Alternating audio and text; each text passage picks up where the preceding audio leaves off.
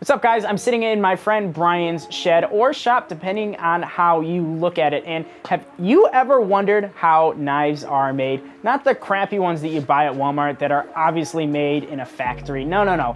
The custom knives, the ones that have a lot of passion put into it and are made unique for each buyer.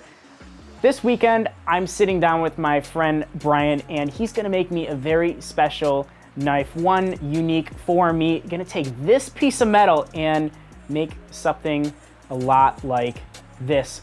Follow me through this process this whole weekend, and we're both gonna learn, all of us are gonna learn how to make knives. Not Bryan, he's good at it, so let's get to it.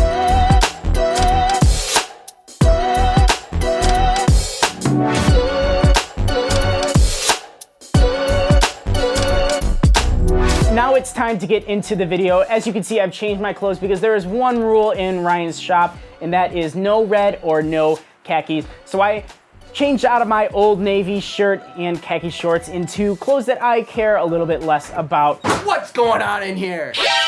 Hey, I'm Bryan Kohn of Kohn Knives, and I make sharp things. I'm a knife maker, so I make complete custom knives. I go from starting with a hunk of metal and making it into the finished product. So I got into knife making by just watching a bunch of knife making YouTube videos and just watching a whole bunch of them at a time. So I happened to have a coworker that, was watching pretty much the same videos that I was. So we decided on a weekend to just, jump onto his porch, buy a couple of Nicholson files, and make some knife-shaped objects. And they were just knife-shaped objects. They were rough. So these things were just terrible.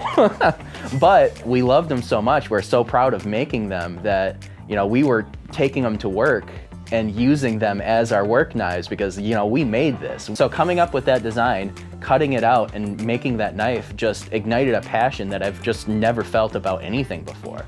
It was like a drug to me.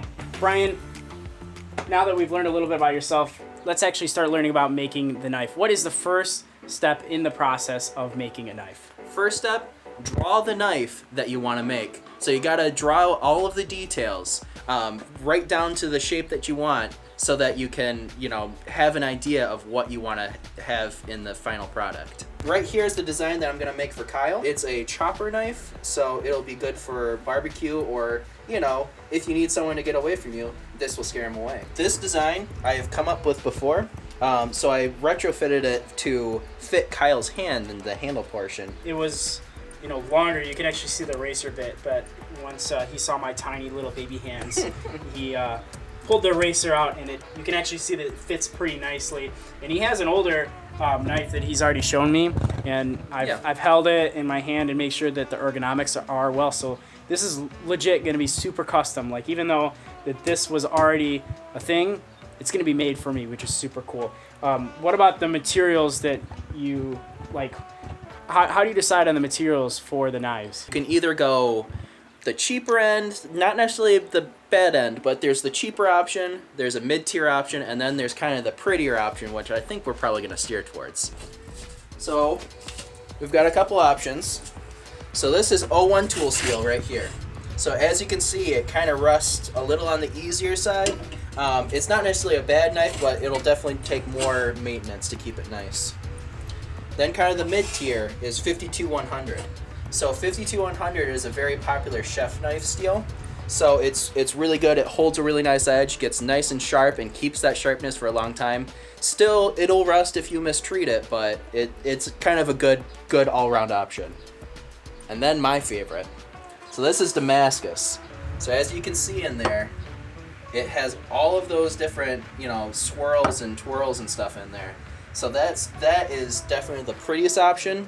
It's definitely the most expensive option, but I think that it's worth it. This is quite a drawer, let me tell you. Got a whole rack full of different materials for this knife making stuff. So you can go not necessarily, again, it's more on the cheap side. Not a bad side, but cheaper side. So we have hardwoods. There's nothing wrong with it. It'll last for a long time, but, there's definitely better options. So after hardwoods, we've got different stabilized woods and micarta. So this is a paper micarta. Just looks like a black hunk right now, but when you carve into this, you'll see a bunch of different shades of colors in it. Really pretty. And then there's the option that we're gonna go with. Carbon fiber. This is top end, just like that Damascus. It's super pretty, worth the price. So we're gonna do carbon fiber on one side and then G10 on the other. Welcome to Arts and Crafts Hour. What are we making today, Brian? A knife!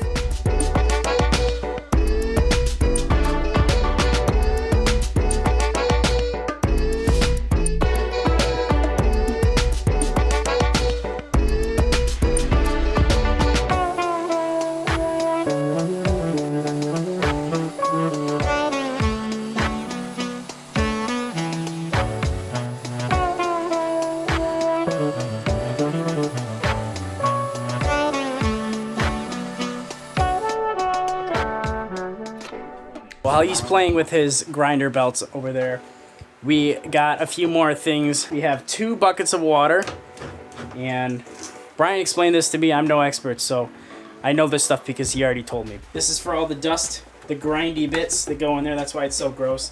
And whenever, well, when do you want to cool off the knife, I guess? When you're grinding it, but... As you're grinding the knife, as you're gonna see, there's gonna be a lot of sparks coming off of it, and it's gonna be generating a lot of heat on the leading edge of that grind. So once it gets too hot to hold, that's when you dunk it in the water to bring it down so it doesn't mess with the temper. Is it more about your comfortability holding the knife, or is that like a functional purpose of building it? Oh no, so if it gets too hot, it'll actually, not destroy the metal, but it'll take a lot more to bring it back to the correct hardness. Okay, and another thing is we've upgraded our PPE. Not only are we wearing aprons now, but we got ear protection, and Brian's gonna put on a respirator in a second. With all that PPE, why no gloves? If you have gloves with a moving belt, your glove can actually get caught in that belt and suck your hand towards the dangerous belt. So you gotta not wear gloves whenever you're working with anything with belts or spinning bits or anything that's moving. How much harder would it be to do this bit and make knives in general if you had to wear big, thick gloves? That just makes it so much more difficult.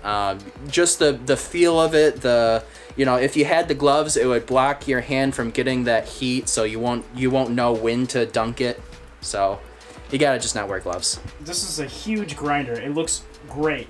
And I've seen your old one. Can you show everyone your old one real quick? So this is nice and big and wonderful, and this is what I came from. Big step up over there for sure.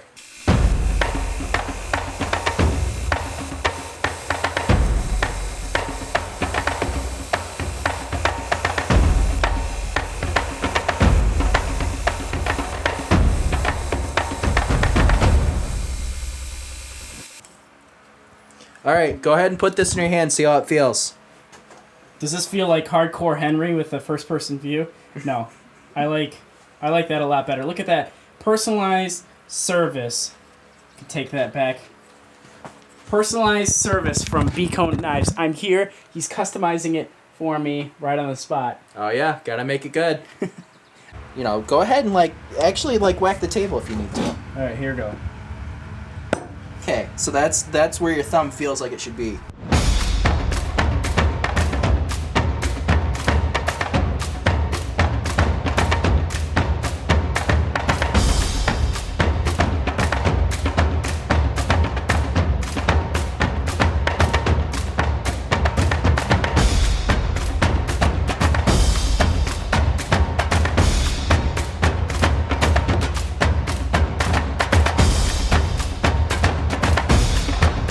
Alright, so tonight what we did is we picked our design, we cut it to our shape, we drilled the holes, we put in the jimping. So what's next is we're going to heat this up to 1500 degrees, and then we're going to quench it in oil. That's going to make the steel super, super hard. Too hard. So then after that, once we have it quenched, we're going to put it in the oven at 400 for 2.5 hours to bring it down to the exact hardness that we want.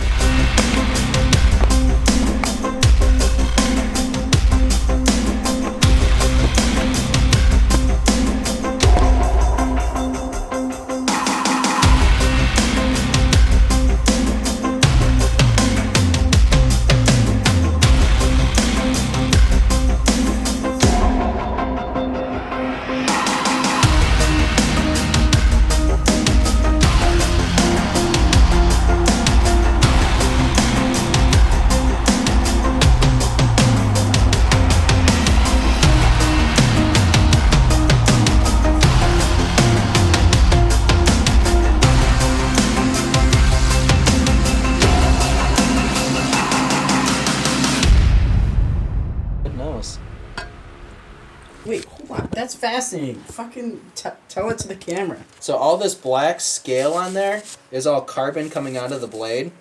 So what I'm going to do is sorry, I belched through it. So what I'm going to do is I'm going to grind it off real quick, just so when I put it in our oven, it doesn't smell so bad. Lovely.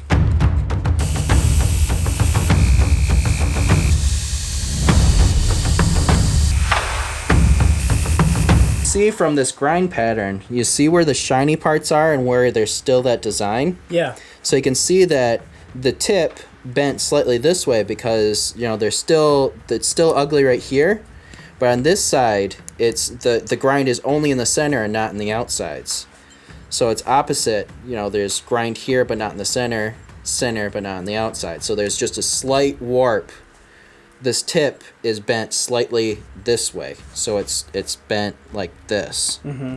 I'm gonna have to try to fix that as I'm grinding. And how did that happen? When I heat treated it, there for whatever reason the material wanted to bend, so it did. There was more stress, and so it bananaed over just a little bit. After we throw it through the oven, I will finish making this nice and perfectly square and flat. And then we'll throw in the bevels.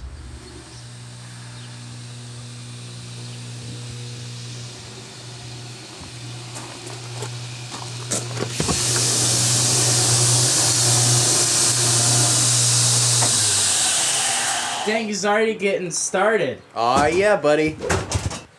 It's another day. We got some sleep. What you didn't see is that we basically took the knife and threw it in the oven at 400 for 2 hours. Yep, it made it a nice, kind of that goldy color. Yeah, it's kind of cool. Yeah, but it's yeah, pretty. here's a dramatic reenactment of that process.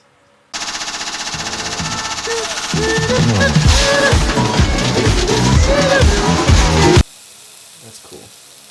That's a good look. So, what's on the docket for today, Brian? So, let me get this thing off real quick. Today, we're going to get this nice and sanded up. Then we're going to throw in the bevels. So that's going to take most of the time today. So we're going to bring this edge down to a nice point. And then after that, we'll be starting to glue up some handles.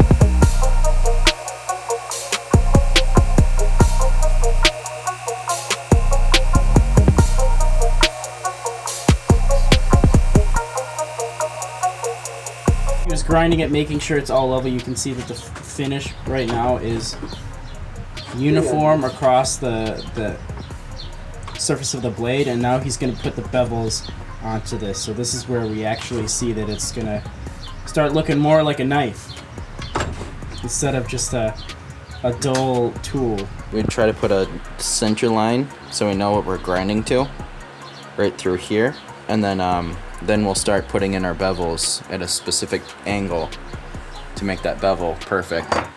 So then you take this, and the point on this will scratch a center line across the edge to give you a spot in the center to aim towards.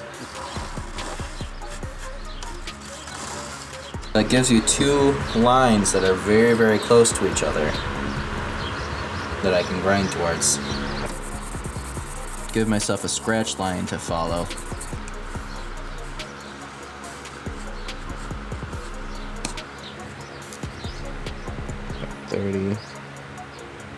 So it's going to be a 2.8.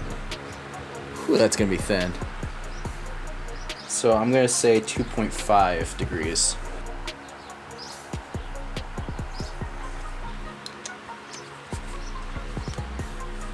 Coffee's starting to kick in. Coffee? Yeah, I had a little bit of coffee this morning. Oh. You made coffee and you didn't offer me some? Brian made coffee and didn't offer me some? No, it's my pre-made stuff. You're more than welcome to it. I'll make you one, but it's going to be probably a little more sweet than what you like. You can't make it black? No. Oh. It's like literally like it's coffee out of a jug. Oh. I like jugs. You have the lines on the top where it needs to go. You have the lines where the bevel needs to end.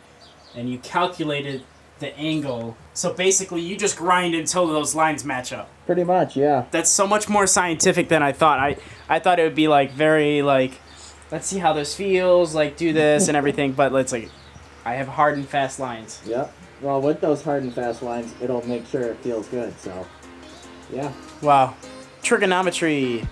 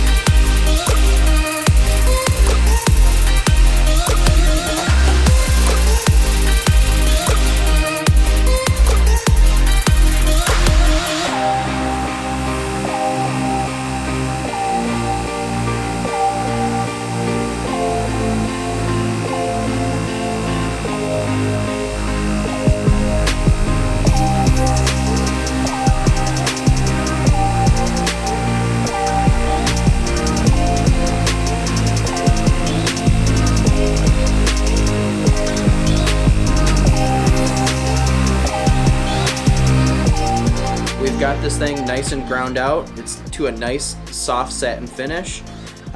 So all of our bevels are put in perfectly. Well, perfectly. And it's kind of ready for you to give it a shot if you want to try grinding on it. You want me to grind it? Oh yeah, man. Oh man.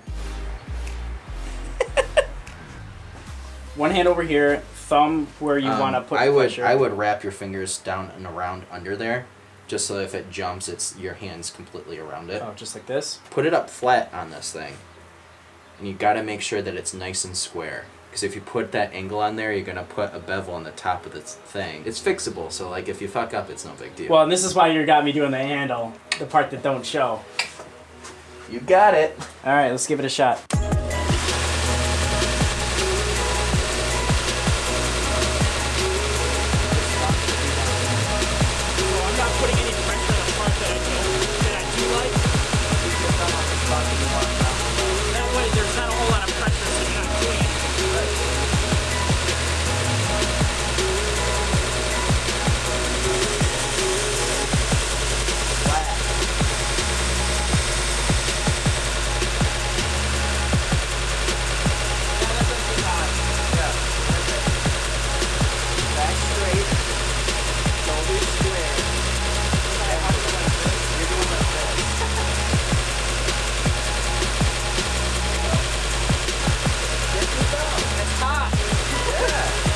Bryan kept talking about the heat, and the crazy thing is you got to put your thumb right behind where you want to press, and I underestimated how much heat it actually was. He equated it to like touching a stove, and that's pretty accurate. Like, I mean, you see me pull away within like 2 seconds, so he's gonna give me some tape on the back of my thumbs because they're not quite as callous like his.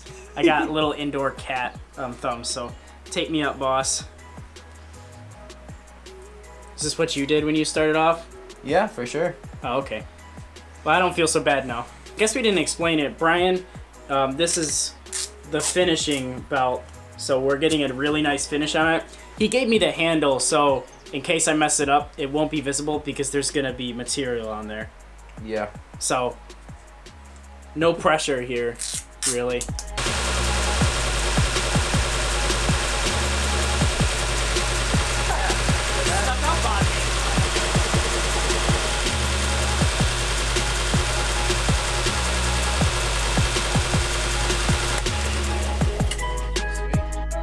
All right, Bryan.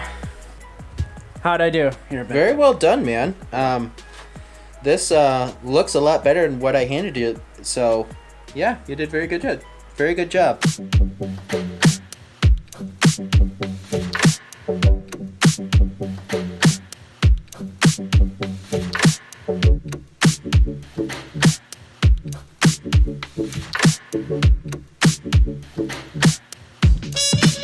So we just dipped that knife in ferric chloride. It'll bring out that pattern in it, make it look really pretty.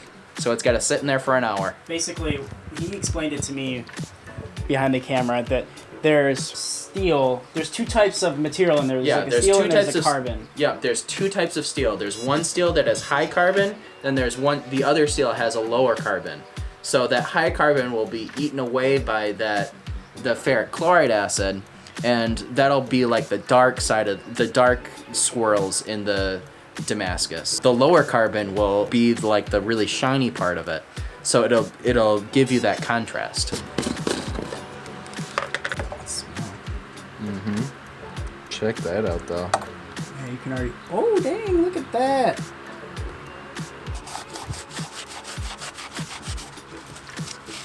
Yeah, it got pretty deep for sure. Oh, dang.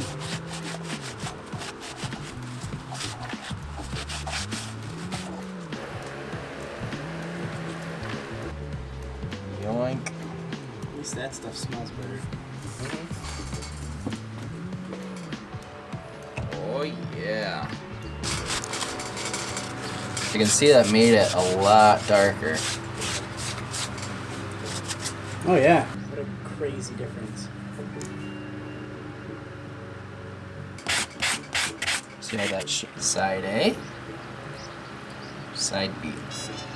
Look how much it brings out the shine. Mm-hmm. So is that only sanding down the higher parts? Mm-hmm. Yeah, so it's just buffing up the nice high points. So that higher carbon is the dark, which is what was ate away. So it's a little bit lower, and you can kind of feel it with your fingernail. And then, so this is just polishing up that top layer of that shiny steel. Bringing the contrast out more, basically. Mm-hmm.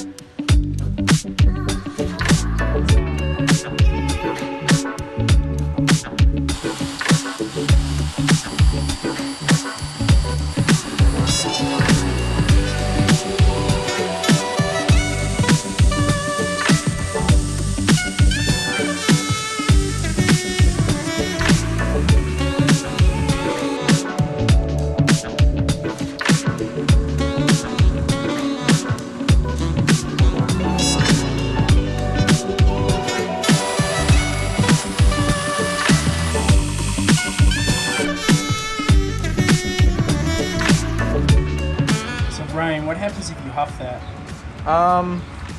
Actually, I don't think too much. I mean, it's just 5-minute epoxy. No? You never got high on 5-minute epoxy? Can't say that I have. Bryan Kohn, owner of Kohn Knives. Have you ever gotten high on huffing? No.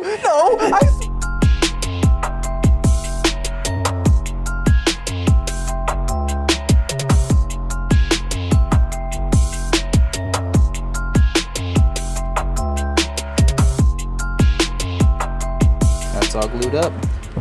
It's crazy how, like, imperfect it looks right now, because, like, the pins aren't even, and of course there's, like, it's all rough, but you're going to be grinding a ton of it away. Oh yeah. Underneath of all this extra material, there will be a much more pretty handle for sure. And we're going to come back to it tomorrow, and then we're going to grind, you're going to grind the handle. Pretty much after that, it's just a couple more polishing, finishing touches, and we'll have a knife done. And we'll see you tomorrow.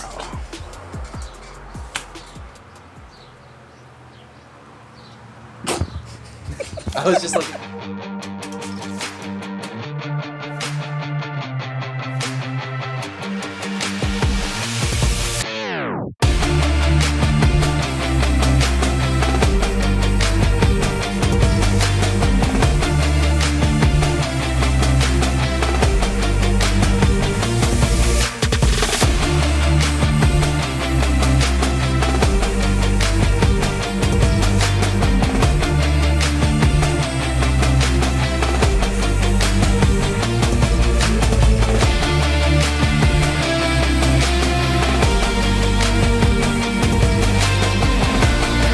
One of the things that I do when I customize a knife is I ask them if they're right-handed or left-handed, because when you grab a knife, you want it to fit the hand just perfectly. So this side of the knife, where it sits in closer to your palm, is subtly more rounded over than this side of of the knife, where your fingers rest, because you want this to fill your palm and this to have a nice subtly flat spot for your fingers to close around, so it feels like you're shaking somebody's hand. How does it feel in your hand? It's really comfortable, and I don't know if you probably won't be able to see it. Yeah, you can very subtly see the rounded edge on the top and the flatter on the bottom. Here, let me try it left-handed. Yeah, it's not as comfortable. Yeah, in my I mean, left hand. it's an incredibly subtle thing, but it makes all the difference.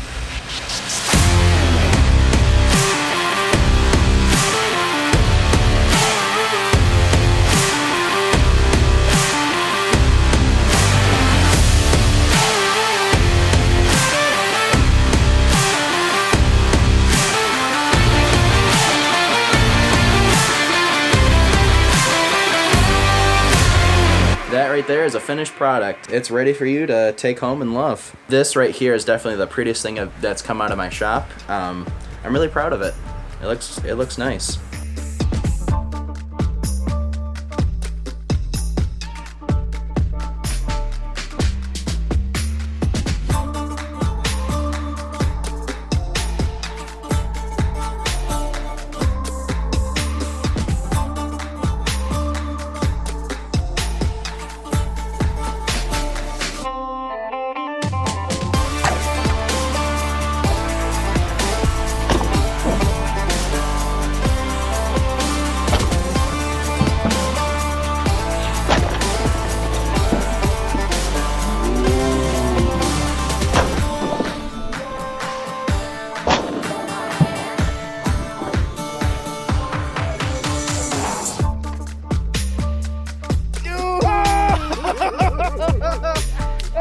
First try out.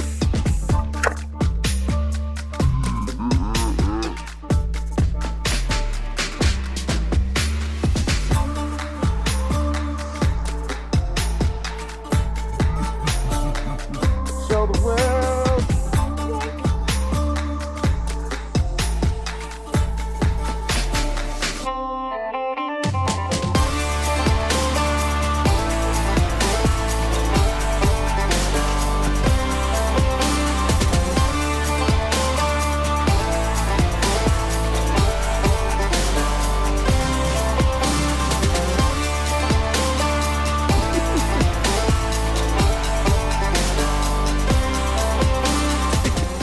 So after that absolute fruit and vegetable killing spree, Bryan, get in here. With this knife, we have officially tested it for quality. And Bryan, you made this knife. What do you think of it? I mean, obviously I'm biased, but it's a 10 out of 10. Okay. It's definitely the prettiest thing and the sharpest thing I've ever made. But I mean, it obviously performed well. Do you have any final thoughts about the build? Any notes that you want to make? Or Yeah, no, this thing completely came together like it was nothing. It was the easiest, quickest knife. It was just a absolute blast to make. Well, I appreciate you taking me through the process, because I knew you were making knives for a long time, and like I saw your setup on the porch before you got your actual shop. Yeah. Well, enjoy it, my dude. Well, thank you. I will certainly enjoy ordering lots of dead plants with it. Thanks for watching. Leave a comment down below if you have any thoughts, or if you have any questions for Bryan. I will hold him at knife point to make sure he replies to all comments down there. Well, yeah, now you've got a knife to do it. Yeah, this is your fault. So leave a comment down below. Make sure you follow Kohn Knives on Instagram if you want one of these knives made, or if you just want to follow along with the knife making community and you liked what you see. Follow him on Instagram. Subscribe if you're new and you like this content. And as always, that's it for now, and I hope you have a great rest of your day. I'll see you in the next one.